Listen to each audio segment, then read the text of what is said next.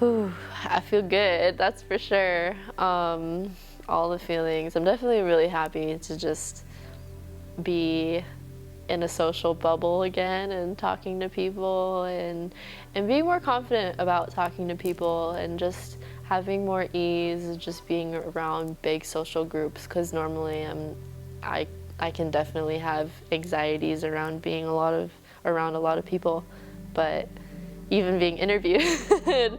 But hey, you know, meditation puts you there where you can do it and you're okay with it and it feels good and it's awesome. I mean, I couldn't see myself at this point right now. Before, it would have been a lot harder, it would have been a lot scarier. I mean, it's still a little bit scary, but it's definitely like, it's more fun than it was before. Yeah. I think it's about the grounding in the meditation.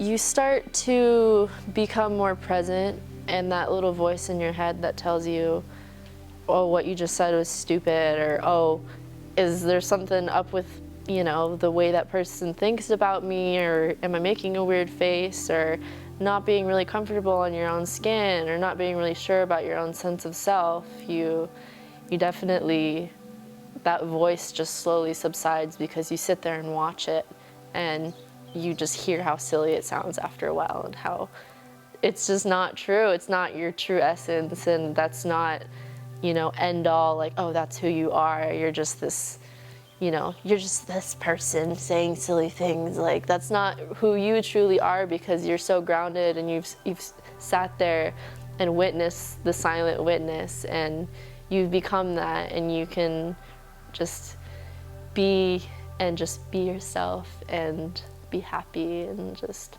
enjoy life for what it is and see things for how they are, and don't see things through this weird filter of that little voice in your head. It's still there, don't get me wrong, but it's definitely not a lot nicer, and it's definitely calmed down a lot, and it's definitely kind of off to the side more. And what's in the forefront? The forefront is life itself, is just being, is enjoying the moment, is bliss, is isness. And yeah, my body, my senses, my smell, my sight, my feeling, you know, everything that's present, everything that's here, not thinking about the past or the future, just enjoying what is. I mean, you have the base level of your five senses, but you get tapped into that whole nother level that I was really tapping into. Was you have more than just your five senses. You have that intuitive sense, and normally I'm a visual artist. I'm based in my visual sense, and usually when you have your eyes open, your brain is using most of your visual, like most of its capacity is going towards just what you're taking in visually. And for me, I just based most of my senses, my processing within the vision, and I kind of just suppressed the other ones. I was like, oh yeah, smell, whatever. Hearing, I love music actually. I love music, but hearing, all right. The body, I wasn't as much in my body. I dance, I've always been a dancer, I've always been a flow artist, but there was that whole other level that was besides just becoming physically in the self. It was becoming so physically in the self that you can actually sense those small sensations that are just gut feelings, that when your body says yes or no to something, like, should I eat this? Is this good for me? And then tuning in with yourself and like tuning in with those micro fractions of a moment when your body sways and says no, and your body sways and says yes, do it, you know, send it, jump off that cliff, enjoy yourself, you know, live your life to the fullest, but like also take care of yourself. And yeah, that intuitive feeling I've been really getting in touch with, and it's been so new. I've always wondered how do psychics tap into their intuition, and this is how you do it, and everyone has it. It's not just you got to go see this mystic to do it. It's just it's in you, because you only know you. You only know your intuition, what's good for you.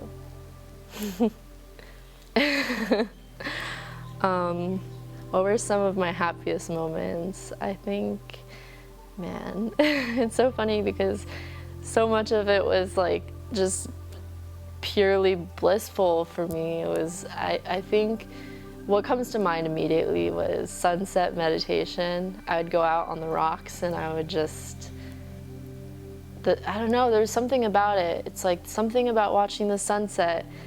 It has its own feeling. Like I said, your intuition, you learn those new feelings. They don't have words because it's so personal to you. It's this own memory, this own vibration. And watching a sunset and meditating to the sunset is a lot of just my bliss, and it's so simple. And I mean, it puts me in that sensory input state where I love the visual senses, but now I'm understanding what a sunset feels like from the inside, and connecting with the sun and the beauty that radiates from it, and how it illuminates everything in my whole world, and then just this whole explosion of color that happens during the sunset. And there's so many other stories I want to share that I'm probably forgetting right now. Closing circle. Closing circle was amazing. Tapping into flow state when I was getting out of meditation, just picking up a hula hoop and dancing, and when we got to have the dance parties are my favorite. I love dancing, and I think the most blissful moments are just in the simplest things, where you just laugh because you're like, I feel like I've always been pretty attuned to just enjoying the simple, but the even more simple, the things that you find yourself enjoying, you're just laughing at the fact that you're like, wow, look at that cup over on that table over there. It's just like weird little things that you're just like fascinated. You're just like, I'm in the same place for a month, and every day I walk out of my tent and I'm like, where am I? Whoa, this place is so new. Everything is so fresh, but I've been here every single day, but every moment is so fresh. And I'm just in awe every time I look over the ocean, and it's the same ocean every day, but it's not, because it's always got new winds, new waves, everything. Yeah, I thought that, maybe I would come out and heal those wounds, but really they're just wide open and they're there. And that's fine, that's great. And I hear all these stories of people overcoming these things, and I feel like there was a moment where I was towards the end of the meditation where I was like, I feel like the box has just been opened. I feel like I'm just now realizing like all these things, and it's fine because it's always been there. It's perfect, and that's when I'm supposed to realize it. And it's perfect because it's a journey, and I have to continue it on my own, because it's a journey of self. It's a journey of the inward self. And yeah, it's just more motivation for me to keep working and keep just doing the work and being present and being there for those around me. And it's not just about me, it's about everyone else. It's the work I'm doing for myself. It's just the deep realization that I'm doing it for everyone. I'm doing it for the world. I'm doing it for I'm not saving the planet. I'm not saving the environment. It's like I'm saving the minds that are destroying the environment, and I'm part of it. And just deeply realizing that I'm a part of the problem. And now what do I got to do to fix it? What do I got to do? I'll do anything. So it's just taking myself out of that whole scenario, but fixing myself deeply in order to fix the whole situation. It's crazy how much you cry here. It's crazy how much I cry here. Whew. And it's cool how comfortable I am with it, because it's okay. It's expression. life is easy. Just kidding. I mean, life is easy. It's funny because it says it on the refrigerator over there, and I keep that just kept clicking in my head over and over again, that seeing the image of the person riding on the horse, it says life is easy. It's just so funny because, yeah, you're doing this deep inward work, and it's so intense, and you're facing a lot of your inner demons, or whatever you want to call them, your inner self. But at the same time, you open your eyes and you just have this great, deep appreciation for everything, gratitude. Oh man, closing circle is always so hard for me because I don't feel like I just touched even a little bit of how grateful I feel for this whole experience, and then the experience just is a part of life itself, and then you're grateful for everything. You're grateful for every step you take. I mean, at one point today, I just thought it was funny because in my head, I was looking down at the grass over the field, and I was like, I'm so grateful for all the grass that sacrificed itself for the tents to be on it, and it died for us. And that thought just popped through my head, and it was so funny because, yeah, I'm grateful for everything, for every moment. And last night it was raining really heavy, and I was kind of half asleep, and then it woke me up, and I was so grateful that it woke me up because I was like, wow, I'm so grateful that I have something covering me right now so I'm not sleeping in the rain, because I know a lot of other people, they don't, and they're sleeping in the rain. And I mean, I've been in that situation before and it's not fun. So just grateful for every single little thing, and just in pure awe and amazement for life, and just being here, and the whole journey, and it's beautiful. So the beauty, I don't even know where I'm going with it now. I don't even remember the initial question. I've just gone off into this whole spin of how grateful I am. It's so funny. It's a paradox. It's all really easy, but it's the hardest work you'll do, and you're just sitting there. And at the same time, you know, I put myself here. I chose to be here, so I'm going to do the work. I'm going to do it well. And so there are those moments where that inner ego, or whatever it is saying, this is so hard. And then that inner self is like, you're just sitting in this beautiful paradise.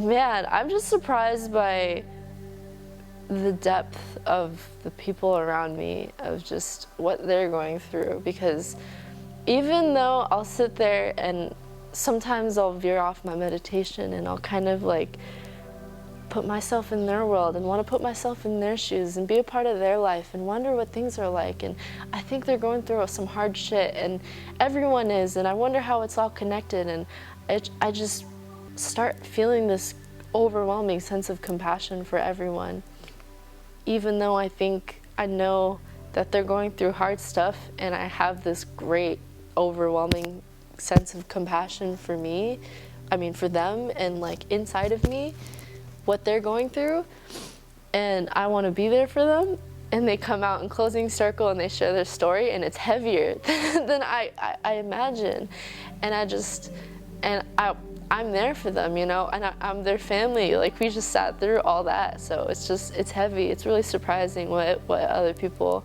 are going through, and the level of compassion that it brings to you, and then the surprise that you have that every person that you meet has that in them, and the reason why they may lash out at you is because of those things is wild. Like, it makes it so hard to feel disconnected and separate from people, and it just makes you feel so silly for just having any argument, for any quarrel, for any reason why you dislike, your judgment, all those things. They're just so silly. Now you just gotta accept that part of you too, and you gotta learn to love that part of you, because you're loving that part of, or you're loving that other person, even though they have those parts. So you're accepting those parts and you're trying to overcome those judgments. Oh man, do I have any realizations of self?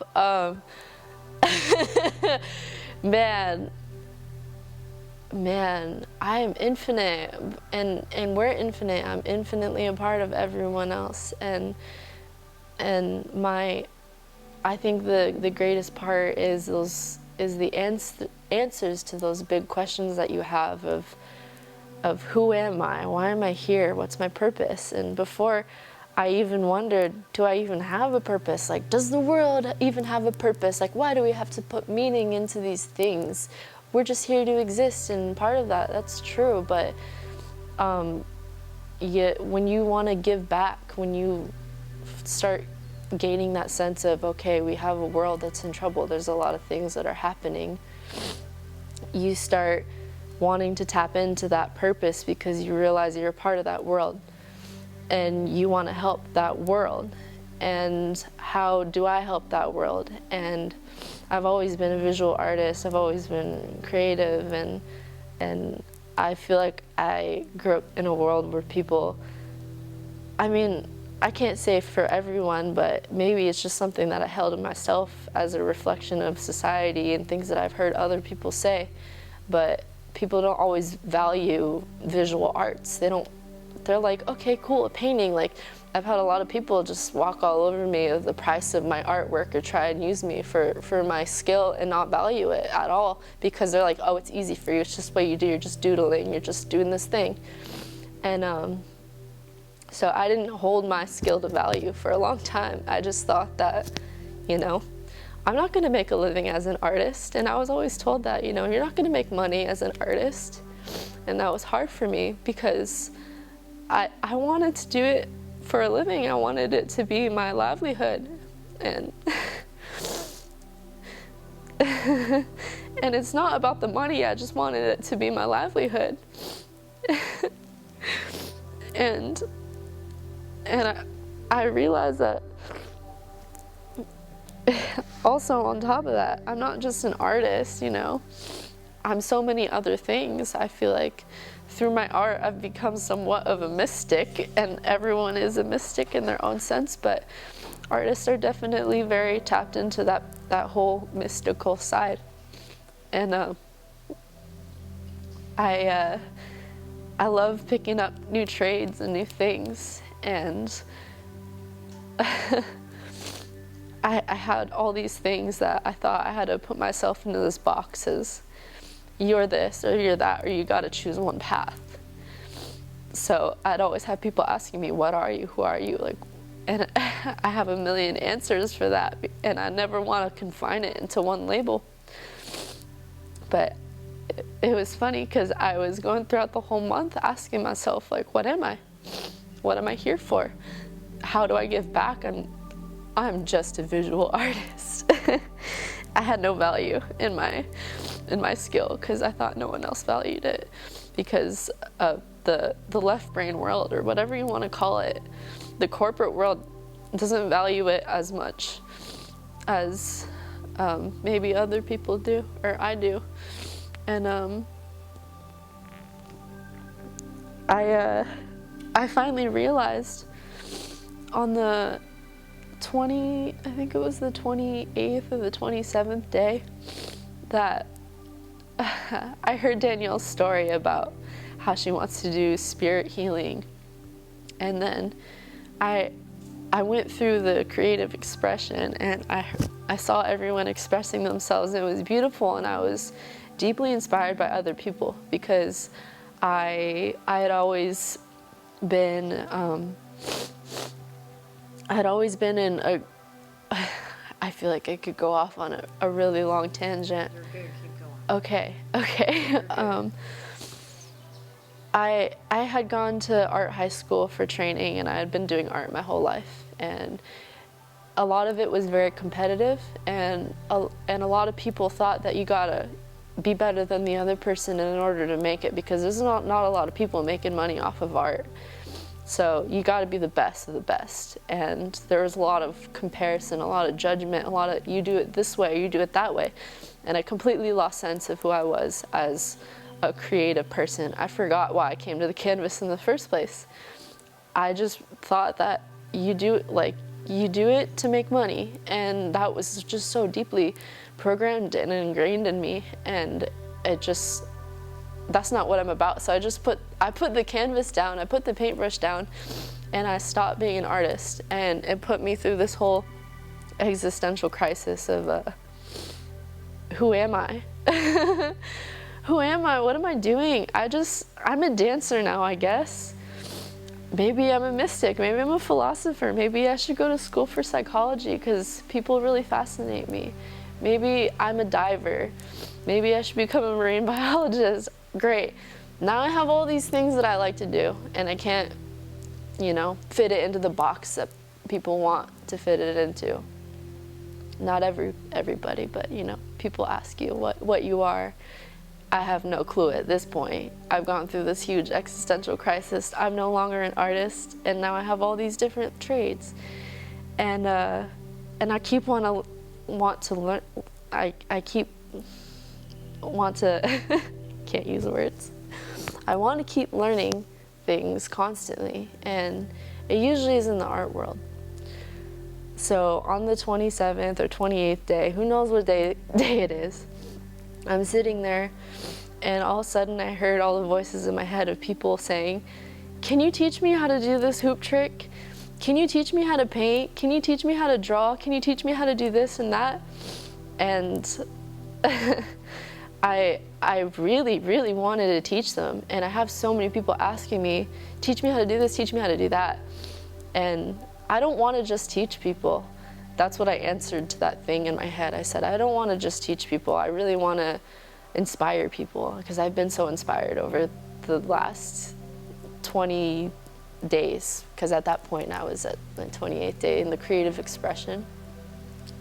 I was so inspired by everyone, and I looked deeply into my own creativity and how that whole experience of me going to art school, me being in that competitive world with all these people saying, like, you got to make money, you got to be better than the other people, and dropping that, and then just learning how to love the other people, how to be inspired by them, and how to inspire other people, and how that I want to inspire other people, and I want to teach other people, and I don't want to rip them away from their creativity by saying this is how you do it.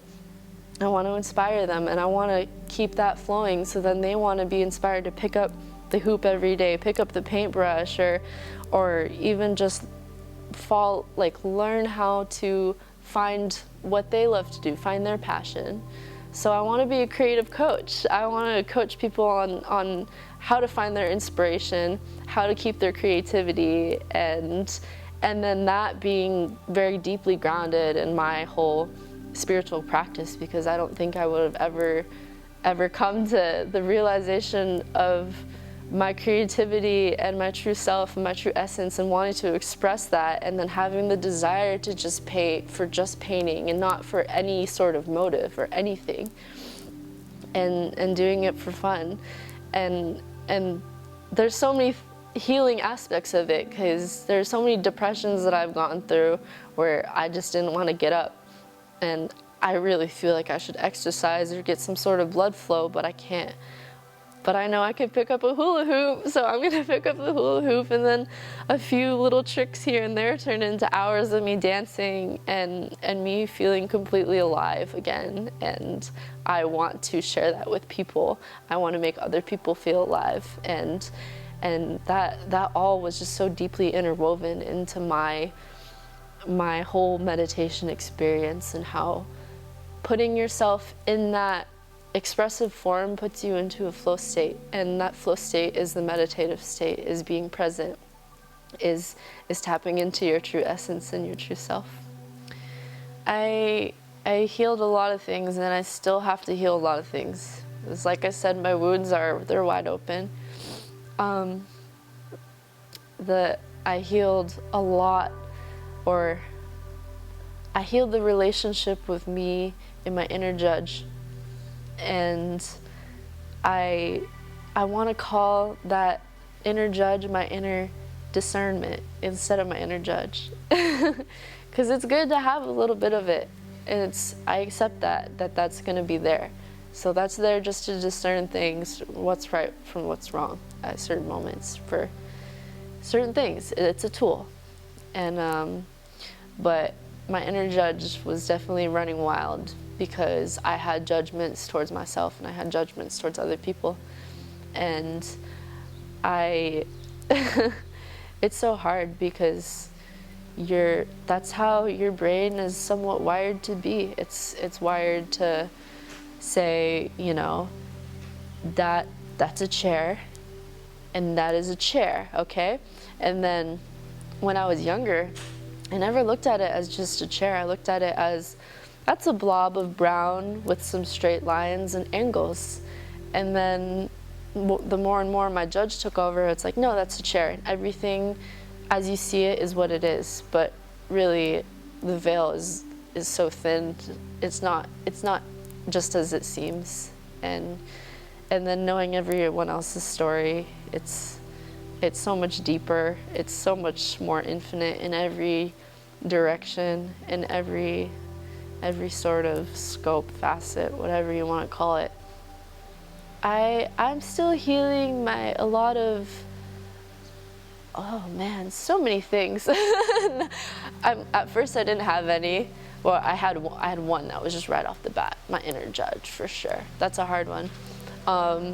My own personal journeys with sexuality, my own body is like tapping into just like how my body holds memory, and then my body and my judgment, I feel like those intertwine very deeply, and I'm sure we all feel it too. People who have done Quepasana know how the judge and the body intertwine, and how all the things you experience in the past you have to reflect upon, and then that reflection, that deep reflection, helps you come and heal it because you're looking at it in more of a sense of acceptance, of understanding, and that brings deep wisdom. So, and wisdom itself is so healing.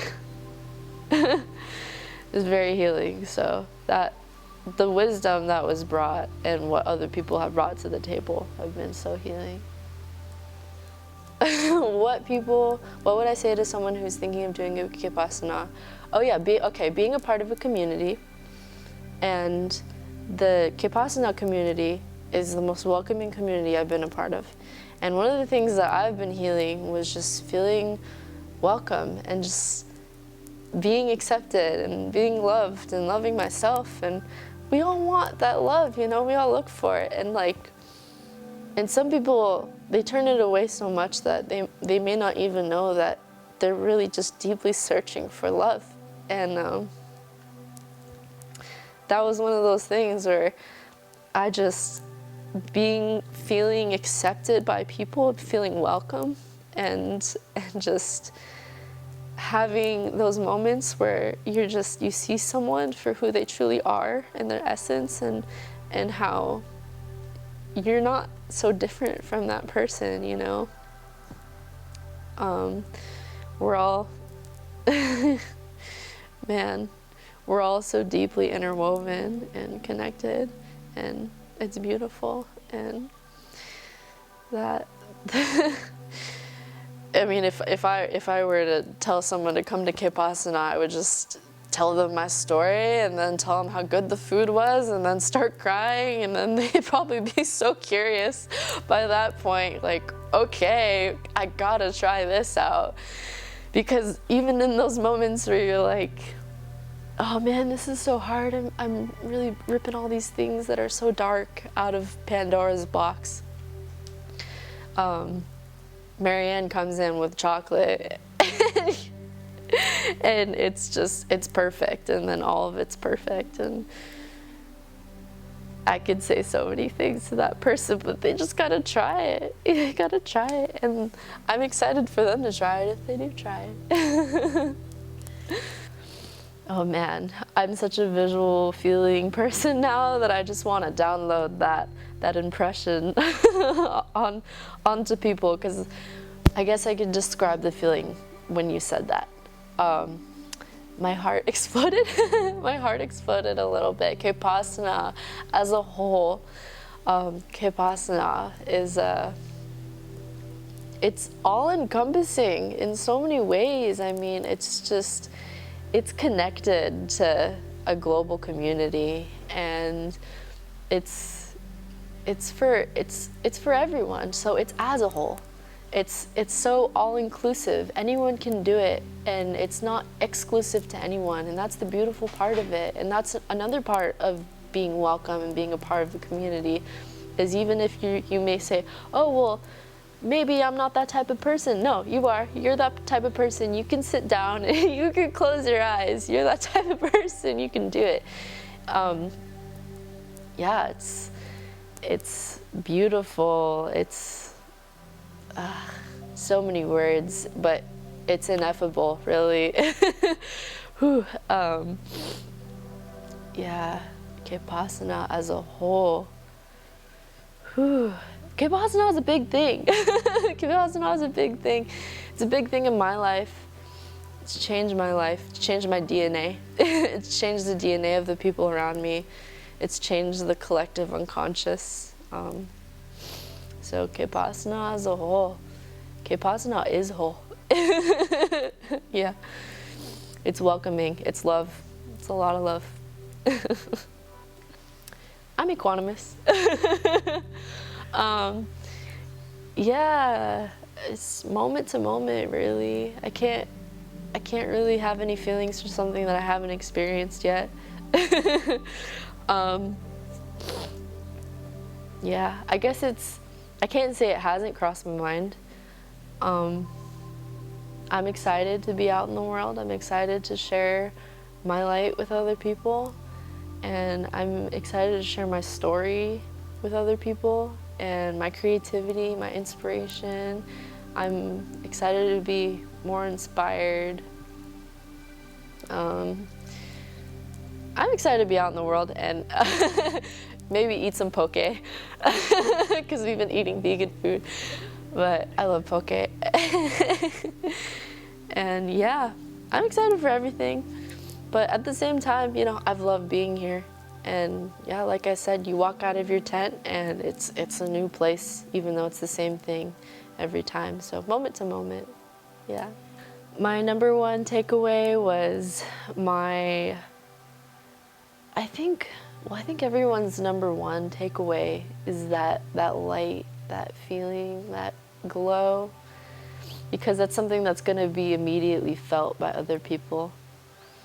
And but personally, my number one takeaway is my deep feeling in self and purpose, and realization of what my purpose is, and then realization that my purpose serves a greater purpose for everyone else. And that's amazing. That's so good. Quepasana is love. Quepasana is family. Quepasana is friendship. Quepasana is a global community. Quepasana is Quepasana is, man, there's so many things. Quepasana is ineffable, really. Quepasana is, I feel like I'm saying things that other people are saying. Who knows?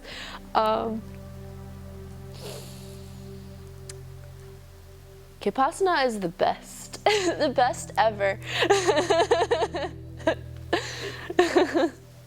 Yeah, there's so many things I'd love to say to him, but words can't express the level of gratitude that I have, and I want to just download those moments that I see him and that everyone sees him, and I'm sure he feels it because he's so tapped in a lot of ways. And I have so many moments where I'm sitting there and I'm not supposed to look at him. I look at him while I'm meditating every once in a while, because he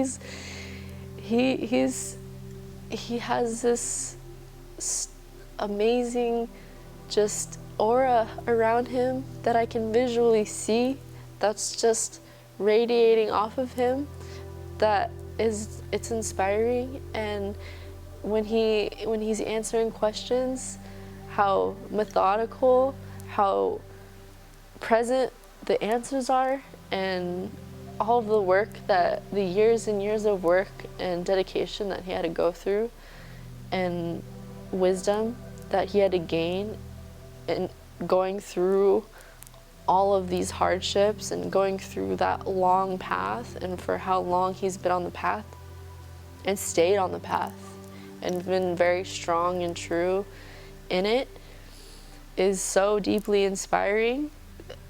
It's scary inspiring. It's the type of inspiring where you're a little kid and you see an astronaut and you're like, I want to go to the moon. And Jorge is just in this astronaut suit, like, come on, kid, you can do it. And you just can't even imagine what you got to go through to get to that point. But he's just so inspiring and so unwavering in so many ways.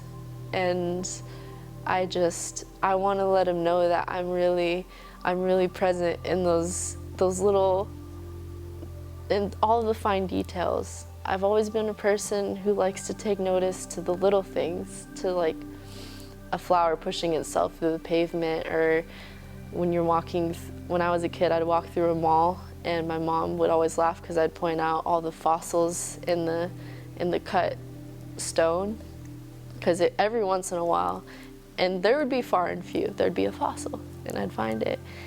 And that I'd like to pay attention to those fine details as an artist. And I like to let them know that, you know, I'm an owl and I'm watching everything. I'm watching everyone, and I like observing.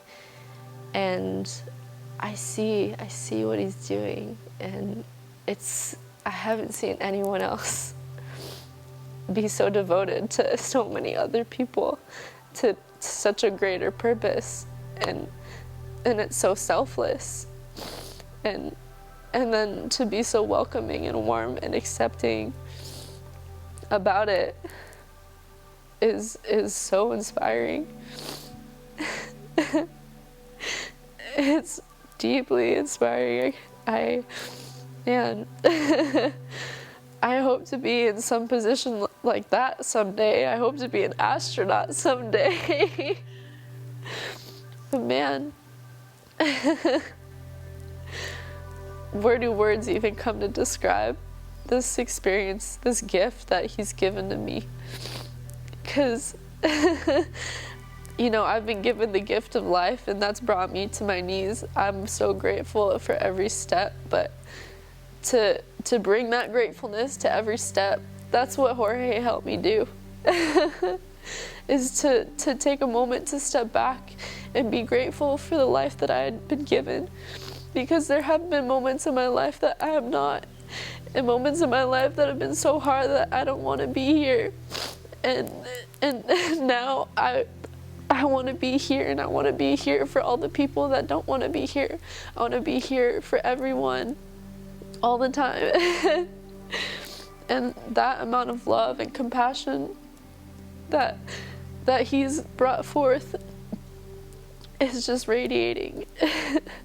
And I can't believe it's a dream. It's an absolute dream that I'm a part of this whole experience. I've taken so many moments throughout this whole set. I almost refuse to believe that I'm alive, that I'm living this life, because heaven is really a place on earth that's here and now. And to him help me come to that realization, and to him share that wisdom with everyone. That's important. So infinite infinite gratitude. My gratitude is like the universe is ever expanding for Jorge and what he does.